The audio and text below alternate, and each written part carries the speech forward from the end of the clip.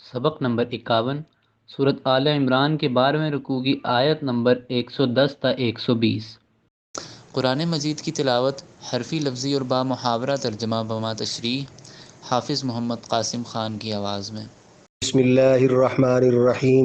کنتم خیر امت اخرجت للناس تأمرون بالمعروف وتنہون عن المنکر وتؤمنون باللہ ولو آمن اہل الكتاب لکان خیرا لهم منهم المؤمنون واکثرهم الفاسقون۔ کنتم ہو تم خیر امت بہترین امت اخرجت نکالی گئی ہو للناسی لوگوں کے لیے تأمرون حکم کرتے ہو تم بالمعروفی نیکی کا وتنہون اور منع کرتے ہو تم عن المنکری برائی سے وتؤمنون باللہ ایمان لاتے ہو اللہ پر ولو اور اگر آمن اہل الکتابی ایمان لے آتے اہل کتاب لکانا تو ہوتا خیر لہم بہتر ان کے لیے منہم ان میں سے بعضے المؤمنون ایمان لانے والے ہیں واکثرہم اور زیادہ تر تو وہ الفاسقون نافرمان ہیں۔ پوری آیت تم لوگوں کے نفع کے لیے بھیجی گئی ایک بہترین امت ہو، تم نیکی کا حکم کرتے ہو برائی سے روکتے ہو اور تم اللہ پر ایمان رکھتے ہو۔ اگر اہل کتاب بھی ایمان لاتے تو ان کے لیے بہتر ہوتا، ان میں بعضے تو ایمان لانے والے ہیں اور زیادہ تر نافرمان ہی ہیں۔ لن يضروكم إلا أذى وإن يقاتلوكم يولوكم الأدبار ثم لا ينصرون۔ لن يضروكم ہرگز نہیں ضرر دے سکیں گے وہ تمہیں الا اذن سوائے ستانے کے وَإِن يُقَاتِلُوكُمْ اور اگر بھیڑیں گے وہ تم سے یولوکم بھاگ جائیں گے وہ تم سے الادبارا پیٹھ دے کر ثم لا ينصرون پھر وہ مدد نہیں کیے جائیں گے۔ پوری آیت یہودی تمہارا کچھ بھی نہ بگاڑ سکیں گے ماں سوائے زبانی ستانے کے، اگر وہ تم سے بھیڑیں گے تو پیٹھ دے کر بھاگ کھڑے ہوں گے پھر وہ بے یار و مددگار رہیں گے۔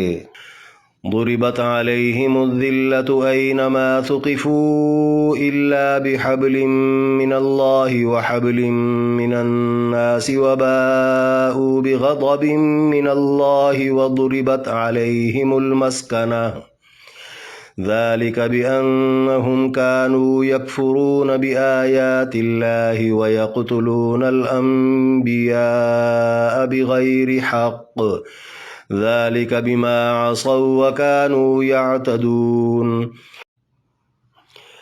ضربت تھوپ دی گئی علیہم الذلۃ ان پر خواری اینما جہاں کہیں ثقفوا پائے گئے وہ الا مگر بحبل من اللہ اللہ سے امان کے سبب وحبل من الناس اور لوگوں سے امان کے سبب وباءوا اور پلٹے وہ بغضب من اللہ غضب الہی کے ساتھ وضربت اور تھوپ دی گئی علیہم المسکنۃ ان پر محتاجی ذالک بانہم یہ اس وجہ سے کہ وہ کانوا یکفرون تھے کفر کرتے بآیات اللہ اللہ کی آیتوں کا ویقتلون الانبیاء قتل کرتے نبیوں کو بغیر حق ناحق ذالک بما یہ بوجہ جو وہ عصوا نافرمان ہوئے وکانوا اور تھے وہ یعتدون حد سے بڑھتے۔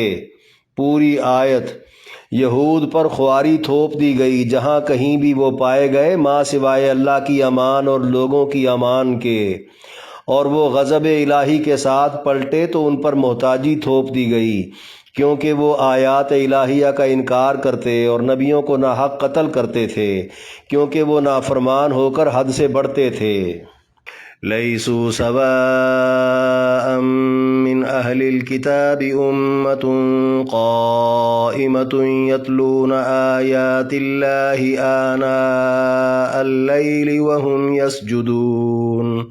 لیسو نہیں ہے سواء برابر من اہل الکتابی اہل کتاب سے امۃ قائمۃ ایک جماعت قائم ہے، یتلون تلاوت کرتے ہیں، آیات اللہ آیات الہیہ کی، آناء اللیل رات کے وقت، وہم یسجدون اور وہ سجدے کرتے ہیں۔ پوری آیت۔ سارے اہل کتاب ایک جیسے نہیں، ایک جماعت کھڑی ہے، رات کے وقت آیات الہیہ کی تلاوت کرتے ہیں اور وہ سجدے بھی کرتے ہیں۔ یؤمنون باللہ والیوم الآخر ویأمرون بالمعروف وینہون عن المنکر ویسارعون فی الخیرات وأولئک من الصالحین۔ یؤمنون باللہ ایمان رکھتے ہیں اللہ پر، والیوم الآخری اور یوم آخرت پر، ویأمرون اور حکم کرتے ہیں، بالمعروفی نیکی کا، وینہون اور منع کرتے ہیں، عن المنکری برائی سے، ویسارعون اور جلدی کرتے ہیں، فی الخیراتی نیکی کے کاموں میں، واولئک اور وہ لوگ، من الصالحین نیکوکاروں میں سے ہیں۔ پوری آیت۔ وہ اللہ اور یوم آخرت پر ایمان رکھتے ہیں، نیکی کا حکم کرتے برائی سے روکتے ہیں، اور خود بھاگ بھاگ کر نیکی کے کام کرتے ہیں، اور وہی لوگ نیکوکار ہیں۔ وما يفعلوا من خير فلن يكفروه والله عليم بالمتقين۔ وما اور جو بھی، یفعلو کریں گے وہ، من خیرن نیکی سے، فلن یکفروہ ہرگز ناقدری نہ کی جائے گی اس کی، واللہ علیم بالمتقین اور متقین کو اللہ جانتا ہے۔ پوری آیت۔ وہ جو بھی نیکی کریں گے اس کی ناقدری قطعاً نہ کی جائے گی، اور پرہیزگاروں کو تو اللہ خوب جانتا ہے۔ ان الذين كفروا لن تغني عنهم اموالهم ولا اولادهم من الله شيئا واولئك اصحاب النار هم فيها خالدون۔ ان الذین کفروا بے شک وہ لوگ جنہوں نے کفر کیا، لن تغنیا ہرگز نہیں بچا پائے گا، عنہم ان کو، اموالہم اموال ان کے، ولا اولادہم اور نہ اولاد ان کی، من اللہ اللہ سے، شیئن کچھ بھی، واولئک اور وہ لوگ، اصحاب النار آگ والے ہیں، ہم فیہا خالدون وہ اس میں ہمیشہ رہنے والے ہیں۔ پوری آیت۔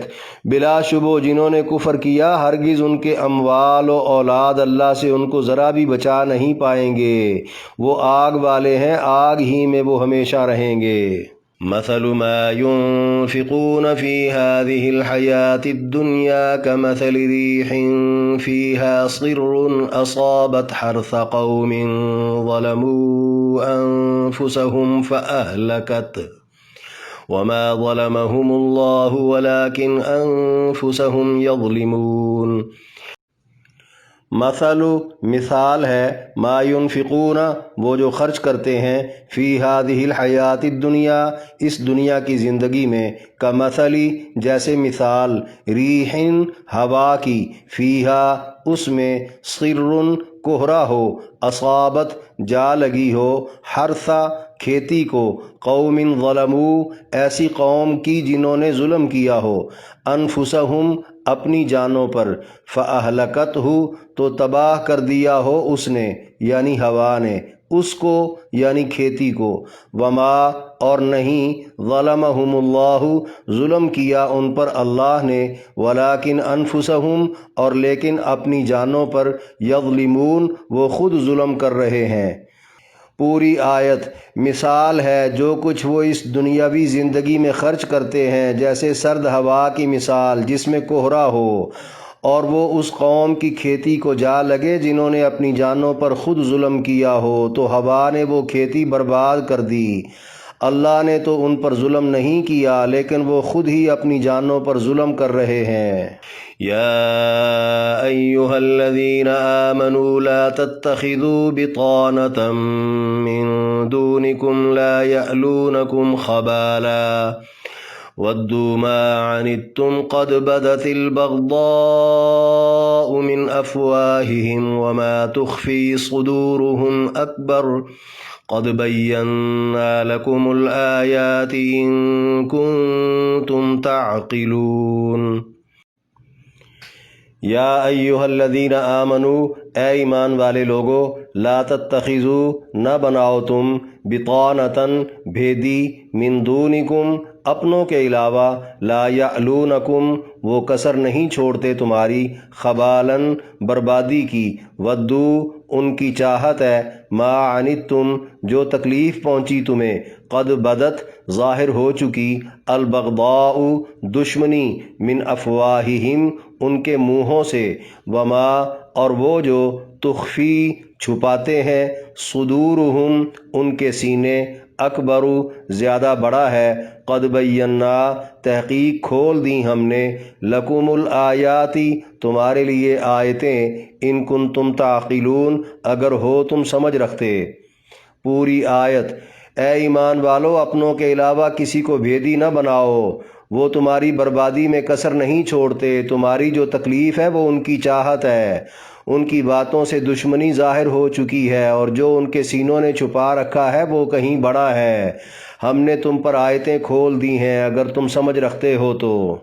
ہا انتم اولائی تحبونہم ولا یحبونکم وتؤمنون بالکتاب کلہ وَإِذَا لَقُوكُمْ قَالُوا آمَنَّا وَإِذَا خَلَوْا عَضُّوا عَلَيْكُمُ الْأَنَامِلَ مِنَ الْغَيْظِ قُلْ مُوتُوا بِغَيْظِكُمْ إِنَّ اللَّهَ عَلِيمٌ بِذَاتِ الصُّدُورِ۔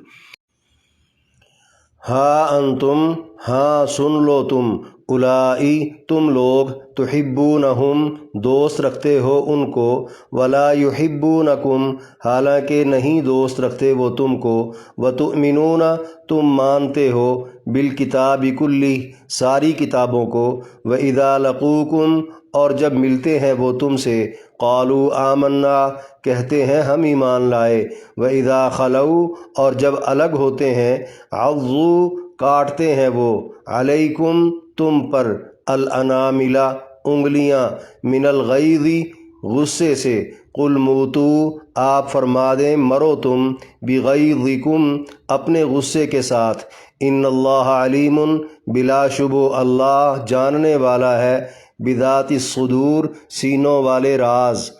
پوری آیت۔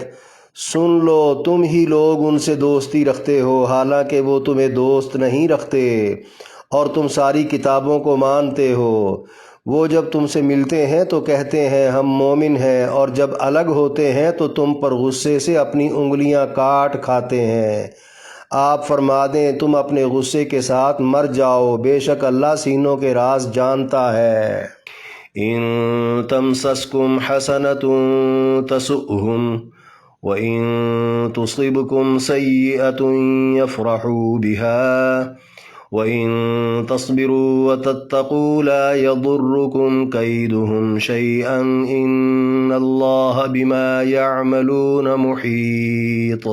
ان تمسسکم، اگر پہنچے تمہیں، حسنۃ، کوئی بھلائی، تسؤہم، بری لگتی ہے ان کو، وَإِن تُصِبْكُمْ، اور اگر پہنچے تمہیں، سیئۃ، کوئی مصیبت، یفرحوا بہا، خوش ہوتے ہیں وہ اس پر، وَإِن تَصْبِرُوا، اور اگر تم صبر کر جاؤ، وَتَتَّقُوا، اور تقوی اختیار کرو، لا يَضُرُّكُمْ، نہیں ضرر دے گا تمہیں، کیدہم، ان کا فریب، شیئاً، کچھ بھی، ان اللہ، بلا شبہ اللہ، بما یعملون، جو وہ کریں، محیط، گھیرے ہوئے ہے۔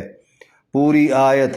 اگر تمہیں کوئی فائدہ پہنچے تو انہیں برا لگتا ہے، اور اگر تمہیں کوئی مصیبت پہنچے تو اس پر وہ خوش ہوتے ہیں، اور اگر تم صبر کر جاؤ اور پرہیزگاری رکھو تو ان کا فریب تمہارا کچھ نہیں بگاڑ سکتا، بلا شبہ اللہ ان کے کاموں کو گھیرے ہوئے ہے۔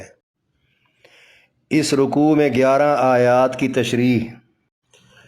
آیت نمبر 110، کنتم خیر امت سے واکثرهم الفاسقون تک، فرمایا تم لوگوں کے نفع کے لیے بھیجی گئی ایک بہترین امت ہو، تم نیکی کا حکم کرتے ہو، برائی سے روکتے ہو، اور تم اللہ پر ایمان رکھتے ہو۔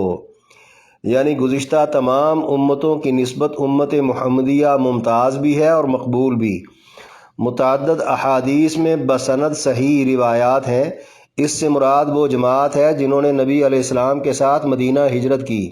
اس سے مراد تمام اصحاب رسول ہیں۔ اس سے قرون اولیٰ کے تمام مسلمان مراد ہیں۔ بعد والوں میں سے وہ بھی اس میں شامل ہو سکتا ہے جو امر بالمعروف اور نہی عن المنکر کرتا رہے۔ بحوالہ بخاری و مسلم بروایت عمران ابن حسین رضی اللہ عنہ، نبی علیہ السلام نے فرمایا، امت کے بہترین لوگ میرے زمانے کے ہیں، پھر اس کے بعد والے، پھر اس کے بعد والے، یعنی اصحاب رسول، پھر تابعین، پھر تبع تابعین۔ ایک حدیث میں اس سے اہل بیت رسول بھی مراد ہیں۔ بتانا مقصود ہے نبی علیہ السلام کے تربیت یافتہ دین کی اشاعت کرنے والے بہترین لوگ تھے۔ بقول مفسرین، جو کام انبیاء علیہ السلام کیا کرتے تھے وہی کام اب یہ امت کرے گی، یعنی اللہ پر کامل یقین کے ساتھ دین کی تبلیغ کرنا اس امت کی خصوصیت ہے۔ آیت بتا رہی ہے یہ عظمت و فضیلت صرف اشاعت دین کے خارجی وصف کی وجہ سے ہے، ورنہ یہود و نصارہ کی طرح خالی نسبت کی کوئی حیثیت نہیں۔ تا قیامت یہی امت اب انسانوں کی امامت کے منصب پر فائز رہے گی۔ آخر میں فرمایا، اگر اہل کتاب بھی ایمان لاتے تو ان کے لیے بہتر ہوتا، ان میں کچھ تو ایمان لانے والے ہیں اور زیادہ تر نافرمان ہی ہیں۔ یعنی اہل کتاب کے لوگ اپنی نسلی نسبتی برتری پر مصر اور بضد تھے۔ بتا دیا گیا ایمان تو لائے نہیں، برتر اور کمتر کی بحث تو بعد کی ہے۔ ہاں ایمان لے آتے تو سابقہ فضیلت برقرار رہتی۔ چند ایک ایمان لانے والے وہ ہیں جو اپنے سابق دین میں مخلص تھے، بعد میں نبی علیہ السلام پر ایمان لے آئے۔ اتنی قلیل تعداد کا ایمان پوری قوم کی حیثیت کو کیسے بدل سکتا ہے؟ لہٰذا یہود و نصارہ بحیثیت قوم نافرمان ہی کہلائے گی۔ آیت نمبر 111 لن یضروکم سے ثم لا ینصرون تک فرمایا، یہودی تمہارا کچھ بھی نہ بگاڑ سکیں گے ماں سوائے زبانی ستانے کے۔ اگر وہ تم سے بھڑیں گے تو پیٹھ دے کر بھاگ کھڑے ہوں گے، پھر وہ بے یار و مددگار رہیں گے۔ یعنی مسلمان اگر اشاعت دین والا پیغمبرانہ کام مسلسل کرتے رہے تو اہل کتاب کے شریر سے شریر لوگ بھی مسلمانوں کو سوائے گالم گلوچ کے کوئی نقصان نہیں پہنچا سکتے، خاص کر مقابلہ تو کر ہی نہیں سکتے کیونکہ وہ بے یار و مددگار ہو چکے ہیں۔ بتایا جا رہا ہے مسلمانوں کو یہ قوت دین کی تبلیغ کی وجہ سے ملی، آج بھی یہی عمل غلبے کا سبب بنے گا۔ آیت نمبر 112 ضربت علیہم الذلۃ سے ذالک بما عصوا وکانوا یعتدون تک فرمایا، یہود پر خواری تھوپ دی گئی جہاں کہیں بھی پائے گئے ماں سوائے اللہ کی امان اور لوگوں کی امان کے، اور وہ غضب الہی کے ساتھ پلٹے تو ان پر محتاجی تھوپ دی گئی۔ یعنی کرۂ ارض پر یہودیوں کی بساط مکمل لپیٹ دی گئی ہے۔ دنیا میں اب گنے چنے یہودی جہاں کہیں بھی پائے گئے انتہائی خوار اور محتاج نظر آئیں گے۔ بحوالہ تفسیر جواہر القرآن، یہودیوں کو اگر کبھی سہارا ملا بھی تو اس کی دو صورتیں ہیں۔ پہلی یہ کہ اللہ نے دنیا میں کفار کی بقا اور قرار کی جو صورتیں اسلام میں وضع فرمائی ہیں ان کے تحت مسلمان جزیہ لے کر یہودیوں کو اللہ کی طرف سے امان اور جینے کا حق دے دیں۔ بقول مفسرین جزیہ کا مطلب ہی محتاجی ہے۔ دوسری یہ کہ غیر مسلم لوگوں کو مشترکہ مفادات کا جھانسا دے کر یہودی ان سے کوئی معاہدہ وغیرہ کر کے ان کے پیچھے چھپ جائیں۔ آج کل دوسری صورت سے وہ پوری طرح فائدہ اٹھا رہے ہیں۔ عیسائی دنیا ان کے لیے ایک عرصے سے سائبان بنی ہوئی ہے، ورنہ وہ تنہا کچھ بھی نہیں۔ اسرائیلی ریاست کے قیام سے لے کر فلسطینی بستیوں پر قبضے تک سب کیا دھرا عیسائیوں کا ہے۔ آخر میں فرمایا، کیونکہ وہ آیات الہیہ کا انکار کرتے اور نبیوں کو ناحق قتل کرتے تھے، کیونکہ وہ نافرمان ہو کر حد سے بڑھتے تھے۔ یعنی یہودیوں کی اپنی کرتوتیں تھیں جن کے سبب وہ اس حال کو پہنچ گئے۔ فی زمانہ ہم مسلمانوں کو لگ یہی رہا ہے کہ یہود کے متعلق قرآن تو کہہ رہا ہے کہ وہ ذلیل و محتاج ہیں، جبکہ زمینی حقائق اس کے برعکس ہیں۔ فی الواقع عیسائی ہوں یا یہودی، ترقی، خوشحالی اور عالمگیر غلبے کے لحاظ سے وہ دونوں ہم مسلمانوں سے کہیں زیادہ بہتر حالت میں ہیں۔ اگرچہ یہ خیال قرآن سے متصادم ہے، پھر بھی ہم وقتی طور پر بات کو سمجھنے کے لیے درست مان لیتے ہیں۔ آیت کے ترجمہ پر ذرا غور کریں۔ یہود کی ذلت و پستی کے 4 اسباب بیان ہوئے ہیں۔ آیات الہیہ کا انکار کرنا، انبیاء کا ناحق قتل کرنا، نافرمانیوں کی عادت کا ہونا، حدود سے تجاوز کرنا۔ اب ذرا مسلمانوں کے مجموعی حالات پر نظر ڈالیں، کیا ان چاروں جرائم میں ہم لوگ مبتلا نہیں؟ سوائے انبیاء کے قتل کے، کیونکہ وہ اب ہے نہیں۔ اگر بالفرض ہوتے تو ممکن تھا وہ بھی محفوظ نہ رہتے، جیسے ان کی جگہ آج انبیاء کے وارث علماء محفوظ نہیں، آئے روز قتل ہوتے ہی رہتے ہیں، اور جو زندہ اور دین کی خدمت میں مصروف ہیں وہ قوم سے سخت نالاں ہیں۔ اپنی حد درجہ خراب حالت یہ ہے، اور چاہتے ہیں کفار مغلوب نظر آئیں۔ جبھی تو ہمیں قرآن کی بات خلاف حقیقت لگتی ہے۔ ہم یہ نہیں سوچتے یہود و نصارہ کی مشابہت کے سبب ہم ان کی جگہ لے چکے ہیں۔ اگر ان کو اللہ اپنی بغاوت کی وجہ سے مغلوب بنا سکتا ہے تو ہم کوئی اللہ کے لاڈلے تو نہیں جو بغاوت کے باوجود دنیا پر غالب ہی نظر آئیں۔ خلاصہ کلام، جن کرتوتوں کی وجہ سے کل یہود و نصارہ ذلیل و محتاج تھے، آج انہی کرتوتوں کی وجہ سے ہم مسلمان ان سے بھی کہیں زیادہ ذلیل و محتاج ہو چکے ہیں۔ نبی علیہ السلام کا مشہور فرمان ہے، امت کے اول کو جس نہج پر عروج ملا ہے، آخر کو بھی اسی نہج پر عروج ملے گا انشاءاللہ۔ آیت نمبر 113، لیسوا سواء سے وہم یسجدون تک فرمایا، سارے اہل کتاب ایک جیسے نہیں ہیں۔ ایک جماعت کھڑی ہے، رات کے وقت آیات الہیہ کی تلاوت کرتے ہیں اور وہ سجدے بھی کرتے ہیں۔ یعنی مجموعی طور پر مکروہ طرز عمل کے حامل اہل کتاب میں برائے نام چند نیک صفت افراد بھی تھے، جو گندے ماحول میں بھی حق کے ساتھ کھڑے رہے۔ بحوالہ تفسیر بیضاوی حضرت عطا رحمہ اللہ فرماتے ہیں، حق پرست جماعت سے مراد نجران کے 40، حبشہ کے 32، روم کے 8 لوگ تھے۔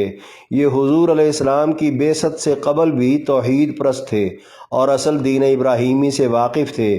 یہ راتوں کے اوقات میں اللہ کو یاد کیا کرتے تھے۔ جو ہی اللہ کے آخری نبی کی نبوت کا اعلان سنا تو یہ سب حلقہ بگوش اسلام ہو گئے۔ بعض نے کہا راتوں کی نماز میں آیات کی تلاوت کرنے اور رب کے حضور سجدہ کرنے والی صفات اسلام لانے کے بعد کی ہیں۔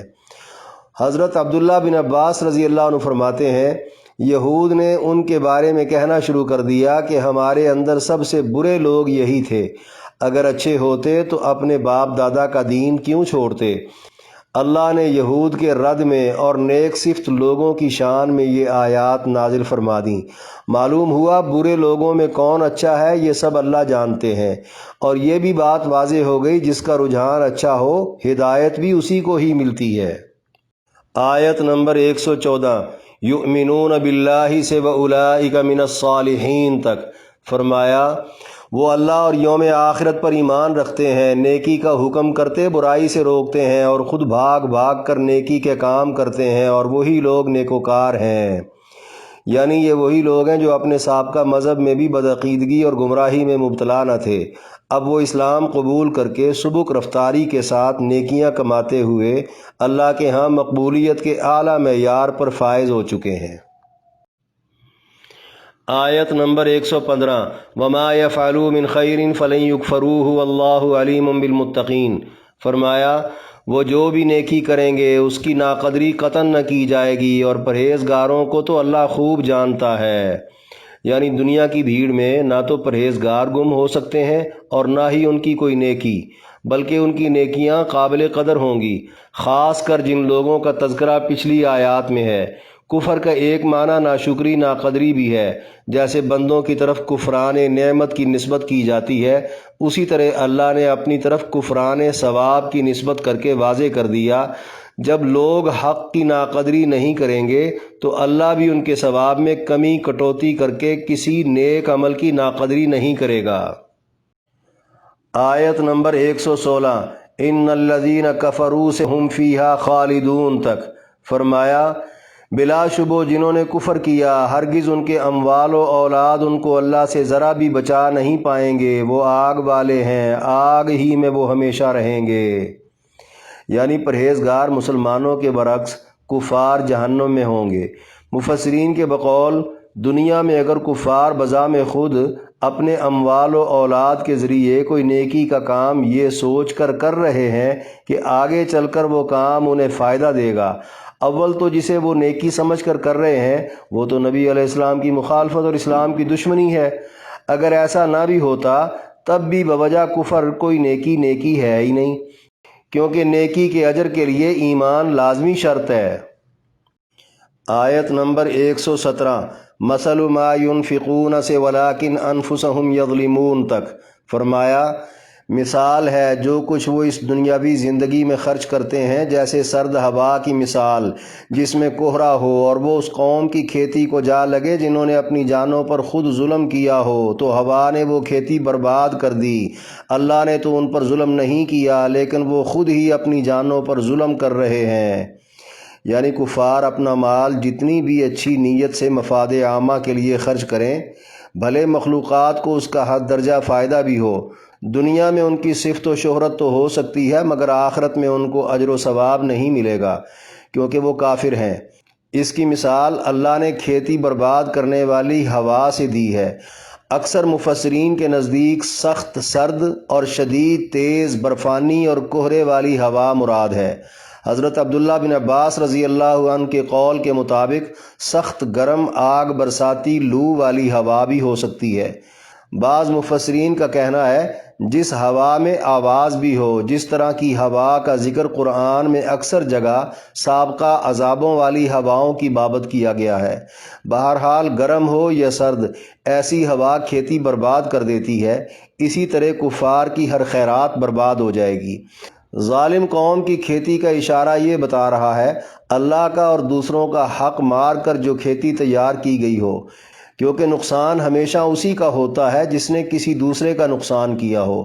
قرآن پاک میں ہے جس کو جو مصیبت بھی پہنچے اس کی وجہ اس کی اپنی ہی معصیت ہوتی ہے۔ یہاں کفر کی تشبیہ ہوا سے ہے اور خیرات کی تشبیہ کھیتی سے ہے۔ اللہ کا کہنا ہے نافرمانی کے ساتھ کھیتی باڑی کرنے اور کفر کے ساتھ خیرات کرنے میں جو بربادی پھری ہے اس کا الزام اللہ کی بجائے ظالموں پر ہے جو اپنی جانوں کے دشمن خود بنے بیٹھے ہیں۔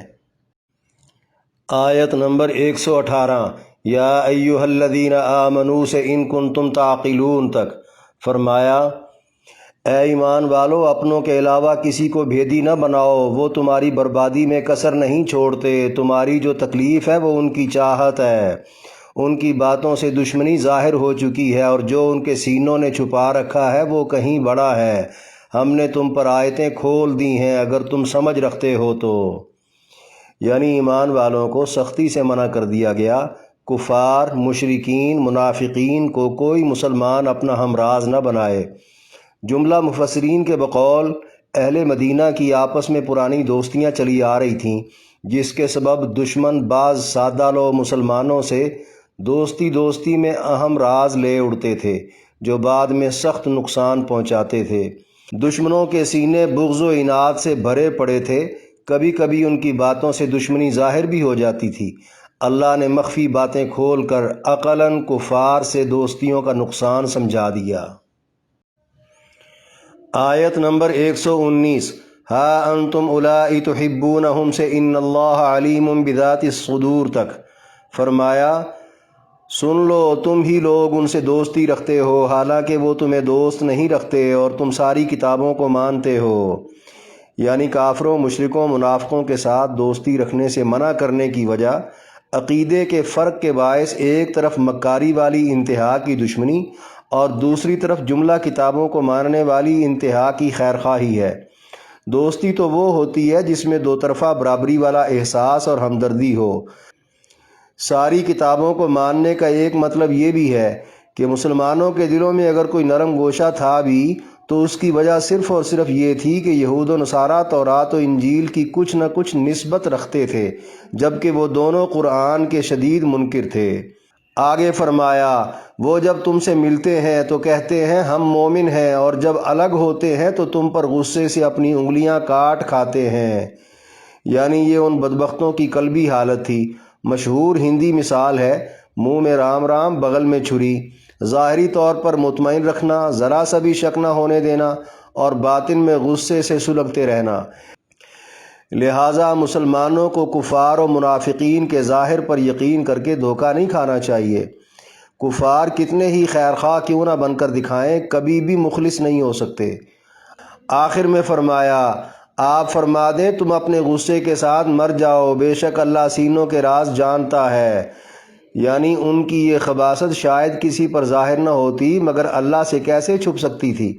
اللہ نے نہ صرف ان کو ننگا کر دیا بلکہ دوستیاں بند کروا دیں، جس سے وہ مزید غصے سے بھڑک اٹھے۔ لہٰذا ان کم بختوں کو خود سے بھی بھڑکنے اور مرنے کا کہہ دینے میں کفار کی چال بازیوں سے آگاہی کا اعلان اور ان کی تمام امیدوں پر پانی پھیرنا مقصود ہے۔ مفسرین نے کفار کو موت کی بددعا دینا بھی مراد لی ہے۔ آیت نمبر 120 ان تمسسکم حسنۃ سے ان اللہ بما یعملون محیط تک۔ فرمایا اگر تمہیں کوئی فائدہ پہنچے تو انہیں برا لگتا ہے، اور اگر تمہیں کوئی مصیبت پہنچے تو اس پر وہ خوش ہوتے ہیں، اور اگر تم صبر کر جاؤ اور پرہیزگاری رکھو تو ان کا فریب تمہارا کچھ نہیں بگاڑ سکتا، بلا شبہ اللہ ان کے کاموں کو گھیرے ہوئے ہے۔ یعنی مسلمانوں کے بارے میں کفار کے غیظ و غضب اور بغض و عناد کی اخیر ہے۔ یہ بھی ملحوظ رہے یہ دلوں کے حال جاننے والے اللہ کا کہنا ہے۔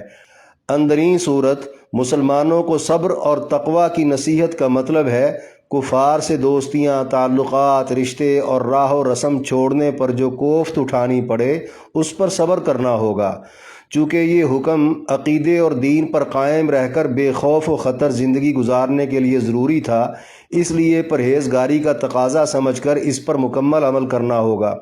تب جا کر کفار کے فریب سے اللہ نہ صرف بچائے گا بلکہ کفار کو نشان عبرت بنا دے گا، کیونکہ کفار اللہ کے گھیرے سے باہر نہیں ہیں۔